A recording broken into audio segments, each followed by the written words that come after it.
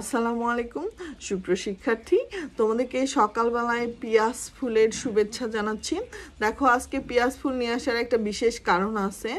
আমরা বোটানির ভাষায় পেঁয়াজ ফুলটাকে ডেকে থাকি পেরিয়ান্থ বা পুষ্পপুট নামে। পেরিয়ান্থ বা পুষ্পপুট কাকে বলা হচ্ছে? একটা ফুলে যদি বৃতি এবং দলমণ্ডল অর্থাৎ বৃতি এবং পাপড়িকে আলাদা করা না যায়, আলাদা করে চিহ্নিত করা না যায়, সেই ধরনের ফুলকে বলা হচ্ছে পুষ্পপুট। তাহলে পেঁয়াজের ফুল কি বলতো দেখি? একটা পুষ্পপুট। এই পুষ্পপুটে 6টা টেপাল আমরা দেখতে পাবো। একটা পেঁয়াজের ফুলে 6টা টেপাল থাকে। কয়টা টেপাল বলো দেখি? 6টা টেপাল থাকে। এখন আসো, এই যে পেঁয়াজের ফুলের হচ্ছে ইনফ্লোরেসেন্স আর অথবা পুষ্প বিন্যাস যদি আমরা ব্যাখ্যা করতে চাই, দেখো এটা দেখতে একটা আমব্রেলার মতো, এই জন্য মনে রাখবা এর পুষ্প বিন্যাস হচ্ছে আম্বেল প্রকৃতির। আসো, আম্বেল প্রকৃতির পুষ্প বিন্যাসের কিছু শর্ত আছে, সেটা বলি।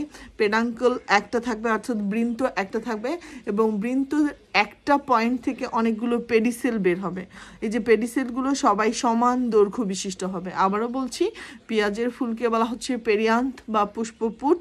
পুষ্পপুটের ক্ষুদ্রতম অংশকে বলা হচ্ছে টেপাল, এবং এর পুষ্প বিন্যাস হচ্ছে সরল আম্বেল প্রকৃতির। ধন্যবাদ, ভালো থাকবা। আসসালামু আলাইকুম।